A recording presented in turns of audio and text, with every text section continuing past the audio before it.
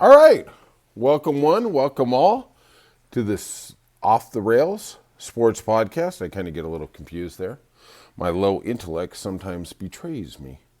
If you could, though, please hit the like and subscribe button. It means a lot to us. And, leave your comments. I'll try and respond to them as soon as I can. It means I really appreciate the suggestions, even the trolls. I like everything. The more we can interact, the more we can achieve sports nirvana. And off we're running. Here we go, right? So let's start with the NHL. And I'm going to give a big shout out to one of my favorite teams, the Carolina Hurricanes. They are just playing some great, great hockey.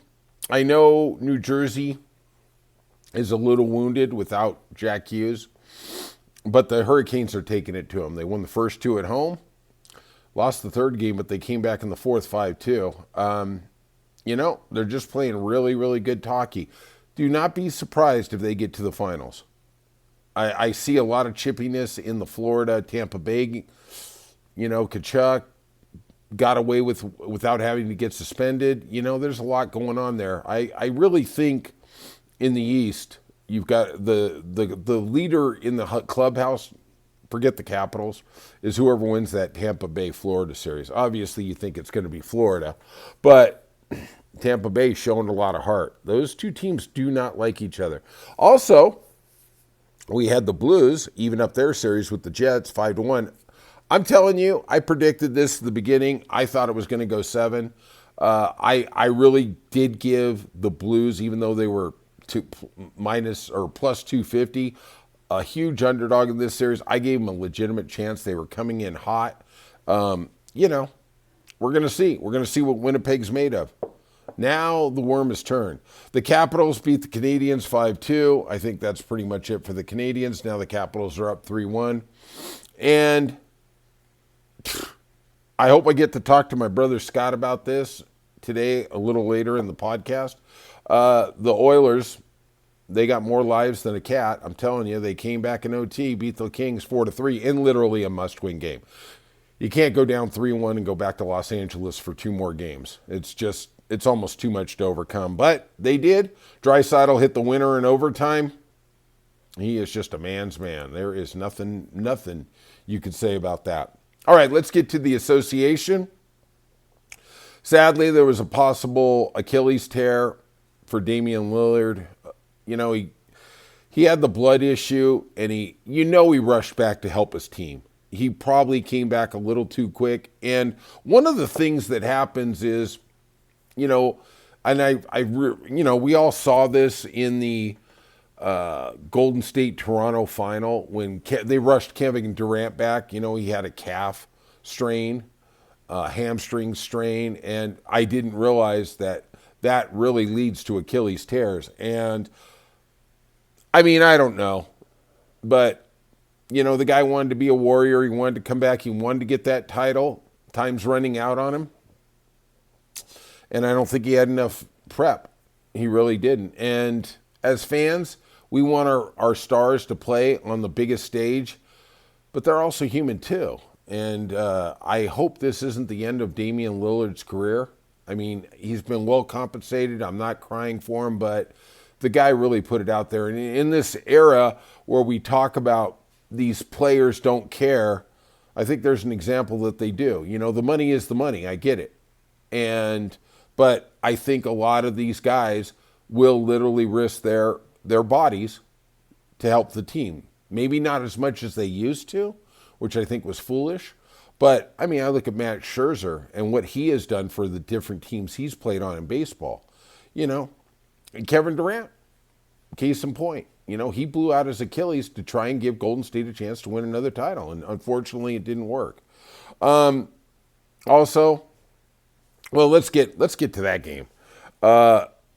Unfortunately, without Lillard, the Pacers just ran him off the court. Halliburton, great game, 17, 8, and 15 assists. They were just the better team. It wasn't a competitive game at all. The Celtics took control of that series, won in Orlando, 107-98. Tatum, just an amazing game. 37, 14, and 3 steals. The Celtics are there. they have the ability to turn it on. And I was surprised they played Jaylen Brown when he was questionable before the game. But he still showed up with 21 points. In the robbery of the night, the Knicks got away with robbery against the Pistons.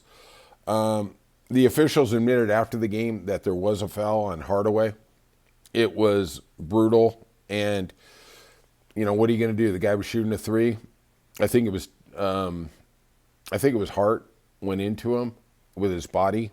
They didn't call it. The ref was there. Look, I wish there was some way to make it better. I wish that they could go to replay and call it again. I thought in the last 2 minutes, the officials do have the ability to go to the replay to reverse a call or look at a call, I guess.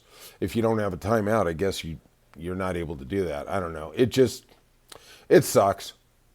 I feel bad for the Pistons because I thought they were going to win this series. Now they're down 3-1. It's over. Sorry. Also, the T-Wolves took down the Lakers. Lakers had a 10-point lead late. LeBron James, amazing as always, 27, 12, and 8. But Ant Edwards, he ascended the throne. I mean, he's done this multiple times, but I'll tell you what, and I'm sure he's done it like last year in Game 7 against the Nuggets on the road. But boy, he really stepped up in such a big way. 43 points, 9 rebounds, 6 assists. What a man on a man. God bless him. All right, let's go to the NFL. Seems like Shedeur Sanders, he fell to the 5th round, seemed to take it pretty well, seemed to be optimistic. It seems like somebody was playing some shenanigans on him. Son of Atlanta defensive coordinator Jeff Ulbrich admitted to prank calling Sanders. He pretended, Sanders set up a dedicated private line that he only gave the teams, nobody else. So when that phone rang, he knew he was getting a call that you were drafted. Well, somewhere in the middle of game 2, this gentleman's son, Jeff Ulbrich's son, got the number off an iPad in the Atlanta office and decided he was going to portray he was the New Orleans GM and that he was going to draft him. And then he goes, the wait is over. And then he says, oh, wait, you may have to wait a little longer. And at that point, Shedeur thought, what the heck is that? And you know what? Shedeur's done some crazy stuff. His dad's very outlandish. That's just not right. I mean, that's just mean. It's just bloody mean. And I hope there's no repercussions to his dad because the kid just did a stupid thing. But we see adults do stupid things. Look at the 1600. I mean, at the end of the day, I applaud Shedeur for taking it like a man. He seemed to take it really well, and we got to move on. Also, the Commanders in the Washington, D.C. area reached a deal on a stadium, which is really nice. I want to see I still always want to call them the Redskins, but I want to see the Commanders stay there. I just, I love what they do, and that they are D.C.'s team. All right, let's go to the MLB. Let's see what we got going on there. Weekend roundup. Nationals, 8-7 over the Mets. The Mets are still playing good, 19-9. Very, very impressive. Yankees, the hated Yankees, beat the Blue Jays 11-2. Yankees, 16-11. Not bad. Tigers beat the Orioles 7-0. Hello? 10-17 for the Orioles? Jesus, man. Maybe you should have got some pitching in the offseason. I don't know. Just saying. Twins shut out the Angels 5-0. Angels are starting to fade. I'm telling you right now. I did watch part of that game because I am in the Southern California area. Mike Trout, I think something's up there. It just doesn't look good. Red Sox beat the Guardians 13-3. They actually seem to be on a little roll the last week. They're 16-14. All right. Long way to go, like Brian says. We'll be talking about that later. Astros beat the Royals 7-3. Brewers took down the Cardinals 7-1. Cardinals are just 12-16. They're 10-5 at home. They took care of the easy stuff. Also, Jose Quintana for the Brewers, 4-0, 1.14 ERA. Pretty damn impressive. Reds finally got off the snide, beat the Rockies 8-1. And who doesn't beat the Rockies? 4-23. Wow. God bless all you Rocky fans. God bless you. Even when I was a Red Sox fan in the dog days, I never saw anything like this. We're at 27 games and they only have 4 wins. Oy, oy, oy, oy vey. Reds are 2 games over 500. Rangers lost in the 9th inning to the Giants 3-2. Giants are playing good ball. Brian called it before the beginning of the year, 19-10.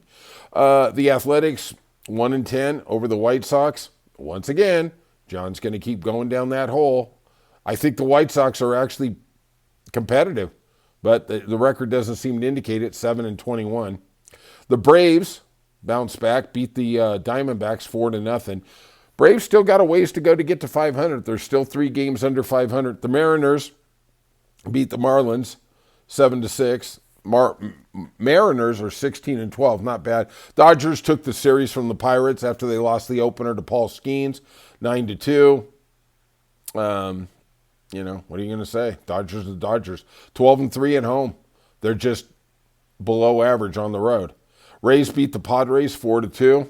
Padres still playing good ball, 17-11. Yankees won again, had a doubleheader, 5-1 over the Blue Jays. Let's just keep adding. And in the nightcap, we had the Phillies win 3-1 over the Cubs. Both playing really, really good baseball. Cubs are 17-12. Wow, only 9-7 at home. God, they're playing some good baseball. All right, if you could, hit that like and subscribe button. Also leave some comments. It means a lot to us. And we will see you soon.